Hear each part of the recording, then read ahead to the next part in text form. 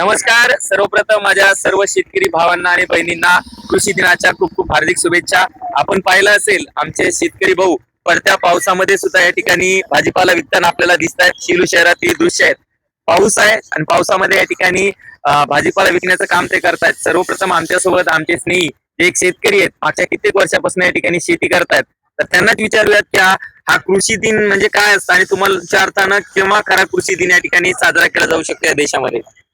खऱ्या अर्थानं कृषी दिन जर साजरा करायचा म्हणलं तर अशा वास्तविक परिस्थितीला पाहून त्या परिस्थितीचं ज्या वेळेस सरकारला किंवा शासनकर्त्याला ह्या गोष्टीचं मूल्य कळल येस येस किंवा या गोष्टीचं ज्या दिवशी गांभीर्य कळल त्या दिवशी खरा कृषी दिन. आज जरी कृषी दिन असला तर कृषी दिनाच्या निमित्तानं जे काही समजा आपल्याला दिसतंय किंवा शेतकऱ्याला भोगावं लागते त्या गोष्टी म्हणजे कृषी दिन साजरा करण्याजोगे आम्हाला तरी वाटत नाही. मी एक शेतकरी म्हणून सांगतो, येस येस आम्हाला तरी असं वाटत नाही की कृषी दिन साजरा करावा, ते काहीतरी आमचा आनंदाचा दिवस आहे किंवा शासन आमच्याबद्दल काहीतरी कृतज्ञता व्यक्त करत आहे असं आम्हाला तरी काही वाटत नाही. कारण ह्या पडत्या पावसात असं हे दिवसभर उभा राहून पावसात उभा राहून सगळं विकावं लागतं आणि ते पैसे जेव्हा मनासारखे येत नाहीत त्यावेळेस खरं दुःख वाटतं. काय म्हणजे कृषी दिनाचा आनंद व्यक्त करायचा की याचं दुःख व्यक्त करायचं हे तरी म्हणजे लक्षात यायला पाहिजे. या इकडं आपल्यासोबत एक छोटू आहे. काय नाव बेटा तुझं? महारुद्र. महारुद्र. कितीला महारुद्र तू? 10वीला. रोज स्वतःचा घरचा भाजीपाला आणतो? हो. बघा, महारुद्र आहे 10वीला जातोय. 10वीला शिकतोय. मग शाळा किती असते तुझी? आता 9 ते 1 आहे. 9 ते 1 शाळा आहे.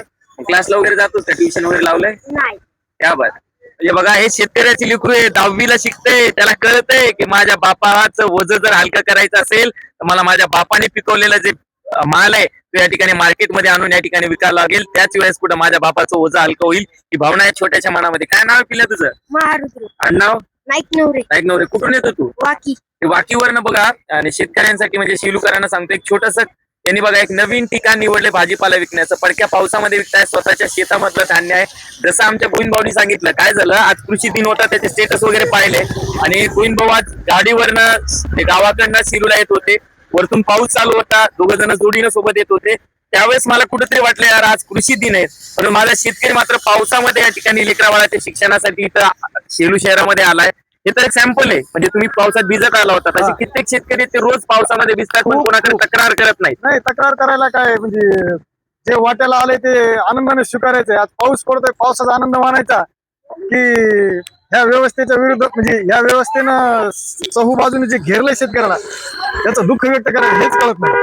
म्हणजे बघा, शेतकरी हा एकमेव असा व्यक्ती आहे की ज्याला पाऊस पडल्यावर या ठिकाणी आनंद होतो. किती पाऊस पडला, आज शेतकरी वाट बघत होते की यार पाऊस कधी पडतोय. आणि योगायोगानं शिलू शहर आणि त्याच्या आजूबाजूचा परिसर आहे, लोकांनी पेरण्या केल्यात आणि पाऊस पडलाय. त्यांच्यासाठी हाच कृषी दिन आहे. पण शेतकऱ्याच्या मनातली जी खतखत आहे की आम्ही ज्या पद्धतीने पिकवतो त्या पद्धतीने या ठिकाणी आम्हाला मात्र या ठिकाणी आमच्या मालाचा भाव भेटत नाही. त्यामुळे निश्चितच आमचा कृषी दिन त्यावेळेस आम्ही या ठिकाणी खऱ्या अर्थानं साजरा झाला असं म्हणू. ज्यावेळेस शेतकऱ्याला त्याच्या मनासारखा नाही पण त्याला परवडेल असा भाव ज्यावेळेस मिळेल त्यावेळेस निश्चितच या ठिकाणी शेतकऱ्याचा मनासारखा जरी नाही मिळाला तरी त्या कष्टाचं फळ झालंय किंवा त्यातून गरजा दाखवल्यात असं तरी एक परिस्थिती निर्माण व्हायला पाहिजे, तर त्याचा आनंद मिळेल. नाही तर काय कृषी दिनाचा आनंद मिळेल कसा?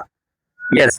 तर मी सुद्धा हा व्हिडिओ ज्यांच्यापर्यंत पोहोचतोय त्या सगळ्यांना विनंती करतो की पडक्या पावसामध्ये म्हणजे शेतकऱ्याला पिकवताना सुद्धा पावसात भिजावं लागतंय, उन्हात राहावं लागतंय आणि विकताना सुद्धा उन्हात तळपावं लागतंय आणि पावसामध्ये सुद्धा या ठिकाणी भिजावं लागतं. त्यामुळे ज्यावेळेस शेतकऱ्याकडनं भाजीपाला असेल किंवा अन्य कोणतेही म्हणजे पदार्थ आपण जर कोणतेही भाजीपाला असेल, फळं असतील, जर आपण विक्री करत असू, प्लीज त्यांच्यासोबत या ठिकाणी भावटाव करू नका. ह्याच खऱ्या अर्थाने शेतकऱ्याला दिलेल्या कृषी दिनाच्या या ठिकाणी शुभेच्छा असतील. काय सांगाल तुम्ही? जे आर्थिक परिस्थितीनं सक्षम आहे येस, त्यांनी तरी कमीत कमी ह्या शेतकऱ्यासोबत भाव करू नये किंवा अपमान होईल असा तरी भाव करू नये, या मताचा मी आहे. अगदी बरोबर. तर आपण महादेव सुद्धा आपल्यासोबत आलाय. खरंच खूप छान वाटलं महादेवला. म्हणजे तो स्वतः विकतोय त्याच्यामध्ये त्याला, नाहीतर आजकालची मुलं जर आपण पाहिली तर त्यांना या ठिकाणी असं काम करावं असं वाटत नाही. पण महादेवला स्वाभिमान आहे, माझ्या बापाने पिकवलंय त्या ठिकाणी मला विकावं लागेल हीच भूमिका घेऊन या ठिकाणी महादेव इथं विकतोय. आपल्याला विनंती, शिलू शहरामध्ये जे मंठा रोडवरती या ठिकाणी वाकी आणि अन्य परिसरातले शेतकरी या ठिकाणी विकत असतात, तिथं महादेव या ठिकाणी विकत असतो. तर महादेवला भेटायला आपण सर्वांनी यावं एवढं सांगतो आणि थांबतो. पुन्हा एकदा माझ्या सर्व शेतकरी मायबापांना कृषी दिनाच्या हार्दिक शुभेच्छा.